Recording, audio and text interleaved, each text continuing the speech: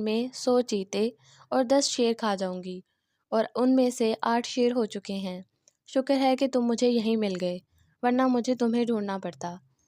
شیر جو کہ پہلے سے ہی حیران تھا کہ بکری اس سے خوفزدہ کیوں نہیں ہوئی، بکری کی یہ باتیں سن کر وہ خوفزدہ ہو گیا اور وہاں سے بھاگ گیا۔ بکری نے شکر کا سانس لیا، مگر شیر جو کہ غار سے نکل کر بھاگ رہا تھا، اسے راستے میں ایک چیتا نظر آیا۔ چیتے نے اس سے پوچھا، کیا بات ہے بادشاہ سلامت، آپ اس طرح سے بھاگ کیوں رہے ہیں؟ بادشاہ نے اسے بکری کی ساری باتیں بتائیں۔ چیتا بادشاہ کی بات سن کر ہنس دیا اور بولا، آپ ضرور بیوقوف بن گئے ہیں، بکری نے آپ کو اپنے جال میں پھنسایا ہے۔ ابھی چلیے ہم چل کر اس بکری کو سبق سکھاتے ہیں۔ یہ کہہ کر چیتا شیر کو لیے غار کی طرف بڑھ گیا۔ جب وہ غار میں پہنچے، بکری دونوں کو ایک ساتھ دیکھ کر مزید خوفزدہ ہو گئی، مگر اس نے پہلے کی طرح اپنے خوف پر قابو پایا